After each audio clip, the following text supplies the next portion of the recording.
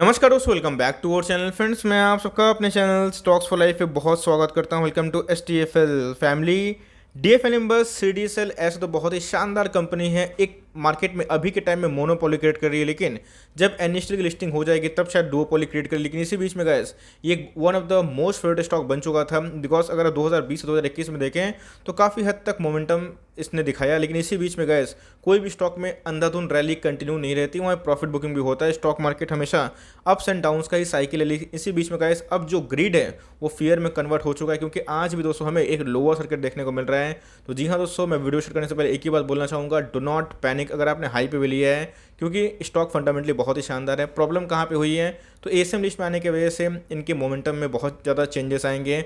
जो intraday trade करना पसंद करते हैं, जो बल्क में निवेश करना पसंद करते हैं, जो अपना शॉर्ट टर्म को प्रॉफिट बुक करना पसंद करते हैं, वो निकलते हैं और इससे इन्वेस्टर्स को वही स्टॉक सस्ते प्राइस से मिलता है। तो जी हाँ दोस्तों, मैं बताऊंगा कि अगर आपको लेना है फ्रेश एंट्री कहाँ पे करें, और लिए हुए हैं टॉप पे तो घबराए ना, उसके लिए क्या करना है। और अगर आपके पास बहुत प्रॉफिट अगर आपके पास है 50% 60% के आसपास, 80% के आसपास, तो आपको प्रॉफिट बुक करना चाहिए फिर नहीं करना चाहिए, सब कुछ डिस्कस करूंगा। चैनल फर्स्ट टाइम होंगे सब्सक्राइब कर सकते हैं इस तरह क्वालिटी कंटेंट को सबसे पहले एक्सेस करने के लिए। Now without delaying any for time, let's begin. CDSL की बात की जाए, एक शानदार कंपनी है और शानदार बिजनेस मॉडल गाइस। इसमें जो तेजी मतलब जो अंधाधुंध तेजी आई थी, इसके पीछे सिर्फ एक ही रीज़न था कि इनका बढ़ता बिजनेस। जी हाँ दोस्तों, सीडीएसएल की बात की जाए तो फर्स्ट डिपॉजिटरी थे जिन्होंने 4 करोड़ का अकाउंट ओपनिंग किया था। ये अपने आप में दोस्तों बहुत बड़े नंबर्स होते हैं, इस बात को ध्यान रखिएगा। और जिससे क्या होता है, एक जो ट्रेडर होते हैं, ऑपरेटर होते हैं, उनको बहाना मिलता है। लेकिन यस, स्टॉक के फंडामेंटल्स में कोई भी खराबी नहीं है। लेकिन दोस्तों आप देख सकते हैं आज के दिन भी हमें 5% के आसपास लोअर सर्किट देखने को मिल रहा है। तो जैसे बताया कि जो एक ग्रिड था वो फियर में कन्वर्ट हो चुका है। लेकिन दोस्तों फिबोनाची पैटर्न की बात की जाए तो इसका जो फर्स्ट फेज था 14% करेक्शन, ये दोस्तों एक्जैक्टली उस लेवल पर ट्रेड करता हुआ दिखाई पड़ रहा है। ऑल टाइम हाई से अगर 14% माइनस करेंगे तो जो पहला सपोर्ट है 14% के आसपास हमें ट्रेड करता हुआ दिखाई पड़ रहा है। तो अगर आपको फिबोनाची पैटर्न पे इसके ऊपर वीडियो चाहिए तो कमेंट बॉक्स में जरूर बताइएगा। तो इसके बाद जो लेवल्स होंगे मैं ज़रूर कवर करूँगा, जो इसके पहले मैंने बहुत सारे स्टॉक्स में किया था। एनीवेज अगर आप देखें तो हमें जो पहला फेज़ है वो देखने को मिल रहा है। तो गाइस अपने आप में ही जिस लेवल पर ट्रेड कर रहा है, इसका टूटना अपने आप में घातक हो सकता है। मैं चार्ट पे आऊँगा, लेकिन अगर आप देखें तो आज के दिन इसने अपना एक पहला जो करेक्शन का फेज़ है, जो कि मार्केट में अनुमान था, वो करता हुआ दिखाई पड़ रहा है। इसके बावजूद भी अगर आप देखें तो भाई अभी तक 6 महीना की बात की जाए, जनवरी के महीना से YTD की बात की जाए तो अभी भी 154% अप है। तो आप समझिएगा इसके पिछले 14% करेक्शन के बावजूद भी जो लोग पहले से निवेश किए होंगे, अगर आप 1 महीना 15 दिन 20 दिन पहले भी निवेश किए हैं तो आप प्रॉफिट में ही होंगे। लेकिन ऐसा कोई प्रॉफिट कम हुए हैं, प्रॉब्लम उनके लिए है जो टॉप पे बल्क निवेश करके बैठे हुए हैं। निवेश भी किए हैं तो मैं क्या आगे रणनीति होगी बताऊंगा। लेकिन अगर आप देखें तो कंपनी के अंदर दोस्तों शेयर के प्राइस के अंदर काफ़ी हद तक मोमेंटम देखने को मिल चुका था। 400% के आसपास हमें रैली देखने को मिली थी। तो भाई कोई भी स्टॉक में अगर दोस्तों रियलिस्टिक लॉजिक से अगर आप देखें तो अगर आपके पैसे एक साल में 2 गुना 3 गुना होते हैं तो वहाँ 15 20 25% का जो करेक्शन है एकदम लाजमी सी बात होती है। अभी तो कैसी एक बड़ी कंपनी बन चुकी है। मार्केट कैप की बात की जाए तो 10,000 करोड़ के आसपास की मार्केट कैप को लाइक उसके ऊपर ही रेट करते हुए दिखाई पड़ रही। इसी बीच में गाइस एक छोटी कंपनी थी, तो एक मोमेंटम होता है, तो वहाँ पर रिस्क वर्सेस रिवॉर्ड भी होता है। तो मेरे हिसाब से कंपनी में बहुत रैली आ चुकी थी, तो इसलिए करेक्शन ड्यू थी जो अभी हमें देखने को मिल रही है। इसी बीच में ये करेक्शन कहाँ तक हो सकती है, बिकॉज अगर आप देखें तो इनके जो ऑल टाइम हाई है 1579, अगर आप उससे कंपेयर करें तो आज का भाव है 1355 के आसपास। और मैंने कल के दिन ही एक वीडियो बनाई थी, बताया था कि आपको 1350 के आसपास भाव ज़रूर देखने की उम्मीद भी है। एक बार चेक करते हैं इनका फंडामेंटल्स की फंडामेंटल सही है कि नहीं, बिकॉज फंडामेंटल सही होगा तो आपको कॉन्फिडेंस बिल्ड करता है कि आप उसको होल्ड कर पाएँ और लॉन्ग टर्म तक आप उसको लॉस में ना बेचें, या फिर आपके प्रॉफिट भी कम हुए तो आप उसको कन्विक्शन के संग होल्ड करें। अगर आप देखें तो कंपनी के जो सेल्स है वो कंप्लीटली बढ़ते हुए दिखाई पड़ रहे हैं। कंपनी एक डेफर है, इस पर तो ध्यान रखिएगा। इसलिए गाइस ये जो सेल्स होते हैं बहुत मायने होते हैं। और 2020 से 2021 में इनके सेल्स में गजब का उछाल देखने को मिल रहा है। तकरीबन 40-50% के आसपास इनके टॉप लाइन बढ़े हैं। प्रॉफिट की बात की जाए तो गाइस ऑलमोस्ट दोगुना में देखने को मिल रहा है। तो कंपनी की जो सेल्स ग्रोथ है वो बहुत ही हद तक प्रॉमिसिंग है। और जितने मार्केट में नए कमर्स आएंगे तो जी हाँ दोस्तों CDSL हो गए, डिस्काउंट ब्रोकर्स हो गए, उनको बहुत ही ज़्यादा फायदा मिलने की उम्मीद है।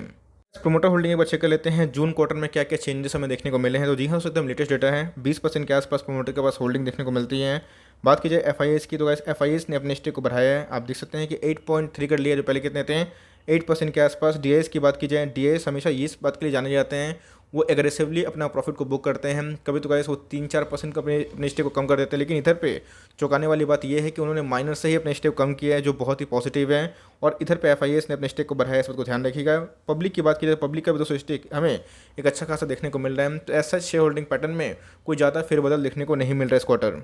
कंपनी के मार्केट कैप की बात की जाए, आप देख सकते हैं कि 14,000 करोड़ के आसपास की मार्केट कैप है। मतलब गाइस एक मिड कैप कैटेगरी का स्टॉक है। अगर आप देखें तो 67 का इनका इंडस्ट्री का पी है, क्योंकि इनका इंडस्ट्री पी अपने आप में ही हाई होता है, क्योंकि ये मोनोपोली या फिर डुओपोली क्रिएट करते हैं और उसे बहुत ही लो कॉस्ट बिजनेस मॉडल है। इस बात को ध्यान रखिएगा। तो इसीलिए इनको चलाने के लिए बहुत ही कम ऑपरेशनल पैसे की आवश्यकता होती है और इनका मुनाफा बहुत ज़बरदस्त होता है, जिसकी वजह से इनको मार्केट में रिस्पेक्ट मिलता है। इनके पी थोड़े हाई होते हैं, लेकिन ये अपनी इंडस्ट्री पी से थोड़ी महंगी है, क्योंकि माल दोस्तों खरा सोना है।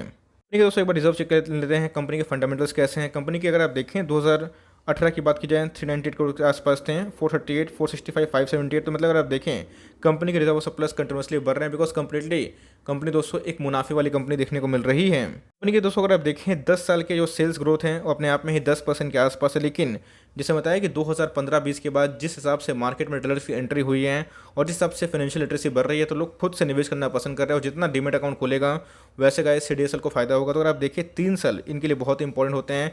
3 साल में इनके जो सीएजीआर सेल्स है वो 20% के आसपास है, जो बहुत ही माइंड ब्लोइंग है। प्रॉफिट की बात की जाए 27% के आसपास।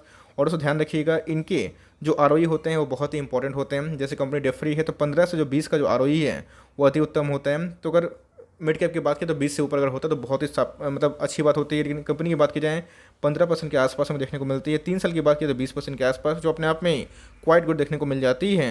अब देख सकते हैं कि इधर पे बोलिंजर बैंड का जो डेविएशन है कितने हद तक बढ़ता हुआ दिखाई पड़ रहा था। दोस्तों मैंने इसको तो आइडेंटिफाई बहुत ही निच लेवल पे किया था, आप सबको बताया भी था कि मैंने एंट्री ली है जब ये 3 डेज पे था। लेकिन यस मुझे भी नहीं पता था कि स्टॉक में इतनी तेज मोमेंटम आएगी। जैसे बताया कि भाई ऑपरेटर है वो कुछ ही पार लगा सकते हैं, लेकिन जैसे बताया कि एएसएम लिस्ट में आने के बाद एक वॉल्यूम लॉस होता है जहाँ पे ट्रेडर निकलना पसंद करते हैं। अगर आप देखें तो इनके जो वॉल्यूम्स हैं पहले कितने हाई थे और आप देख सकते हैं कि अभी थोड़ा सा भी सेलिंग प्रेशर हो रहा है तो ये लोअर सर्किट में फ्रीज हो जा रहा है। ऐसा क्यों? तो भाई मार्केट में जो एक जो ग्रेड था वो फियर में कन्वर्ट हो चुका है। लेकिन एज सच जैसे बताया कि कंपनी फंडामेंटली बहुत ही शानदार है, डेट फ्री कंपनी है, इस वक्त तो ध्यान रखिएगा। तो लॉस में तो बेचने का सवाल होता नहीं है, लेकिन यस अपने दोस्तों बहुत ही इंपॉर्टेंट लेवल पे सपोर्ट खाता हुआ देखने को मिल रहा है। अगर दोस्तों ये इसको तोड़ता है तो जी हाँ दोस्तों, आपको 1300 के नीचे भी जाते हुए देखने को मिल सकता है। तो अगर आप हिस्ट्री को उठाकर देखें, जब करेक्शन कभी भी होता है स्टॉक मार्केट में तो गाइस थोड़ा सा एक्सट्रीम होता है। तो उसके बाद फिबोनाची पैटर्न की बात की जाए तो नेक्स्ट सपोर्ट दोस्तों अगर आप देखें तो यहाँ से भी 23% मतलब 14% के बाद दोस्तों जो नेक्स्ट सपोर्ट आता है 23% के आसपास देखने को मिलता है। तो मेरे हिसाब से अगर आप फ्रेश एंट्री लेना चाहते हैं तो जी हाँ दोस्तों, एक और लोअर सर्किट का या फिर एक और 2-3-5% का एक आप डाउनसाइड उम्मीद कर सकते हैं।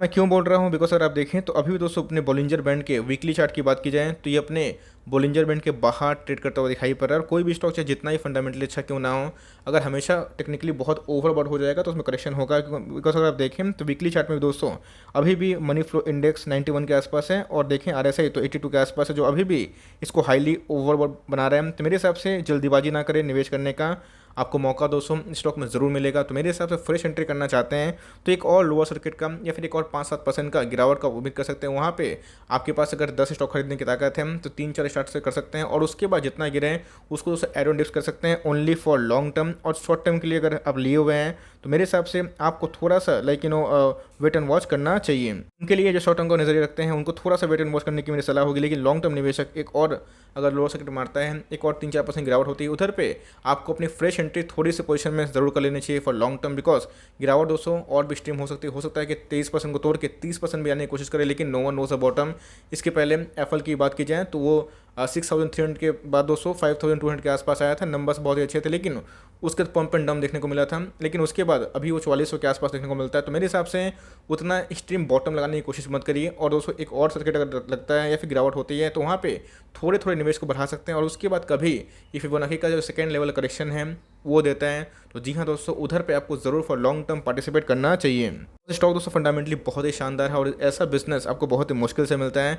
और जो टॉप पे लिए हुए हैं तो उनको मैं एक ही बात बोलना चाहूँगा, do not sell in loss. अगर आपको लगता है कि आपको लॉस में निकल जाना चाहिए तो मर्जी है आपकी, लेकिन मैं बोलूँगा दोस्तों इधर पे एक ही बात कि अगर आप लॉस में निकलते हैं तो ध्यान रखिएगा, लॉन्ग टर्म का नजरिया रखते हैं तो आपको लॉस बुक नहीं करना चाहिए।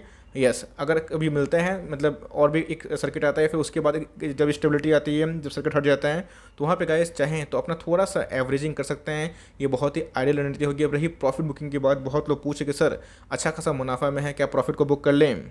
इस डिपेंड करता है आप पे कि आप अपने प्रॉफिट को कैसे बुक करते हैं और क्यों बुक करते हैं। अगर आपको लगता है कि अपना टारगेट मीट हो गया, अपने प्रॉफिट को बचाना चाहिए तो of course you can go ahead. लेकिन दोस्तों जैसे बताया कि लॉन्ग टर्म में अगर पैसे दोगुने हो गए हैं 200% रिटर्न में है, किसी किसी का दोस्तों में कमेंट देखता हूँ कि सर मैं 300% रिटर्न में हूँ। तो अगर आपको 300% रिटर्न मिला है, 20% गिरता भी है, तो ऐसा कुछ पैनिक नहीं होनी चाहिए। स्टॉक गिरता है, भागता भी है, तो मेरे हिसाब से ये डिपेंड दोस्तों आपके ऊपर करता है कि आप अपने प्रॉफिट को बुक कर रहे हैं फिर नहीं कर रहे हैं। तो ये दोस्तों छोटी सी कमेंट्री थी। लॉस तो बिल्कुल भी मत बेचिएगा, और एवरेज करना है तो अभी जल्दीबाजी ना करें, वक्त दीजिए, टाइम मिलेगा फ्रेश एंट्री के लिए। मैं फिर से बोलता हूँ, एक और सर्किट में उम्मीद लगा के बैठा हूँ, और 3-4% गिरावट होती है उधर पे आपको अपना एक जो इंस्टॉलमेंट है, फ्रेश इंस्टॉलमेंट थोड़ा सा अमाउंट में लगा देना चाहिए। और उसके बाद जब फिबोनाची का second phase of correction start होगा, तो जी हाँ दोस्तों, मुझे लगता है कि फॉर लॉन्ग टर्म आपको ज़रूर इस गिरावट में पार्टिसिपेट करना चाहिए। एकदम साफ कमेंट्री थी, मैंने आपको देने की कोशिश की। और आपको फिबोनाची पैटर्न पे वीडियो चाहिए शेड्यूल को लेकर, तो कमेंट बॉक्स में जरूर बताइएगा। तो आई होप दोस्तों ये वीडियो आपके लिए हेल्पफुल है। कंटेंट से लगे तो लाइक कर दिएगा, चैनल फर्स्ट टाइम होंगे तो याद से सब्सक्राइब करना भूलिएगा। फर्दर कोई डाउट उसको ड्रॉप कर सकते हैं, कुछ और रिव्यू चाहिए उसका नाम ड्रॉप करना भूलिएगा। I would love to make a video on demand guys. मिलते हैं जल्दी, तब तक के लिए bye. Thanks for listening friends, God bless you all.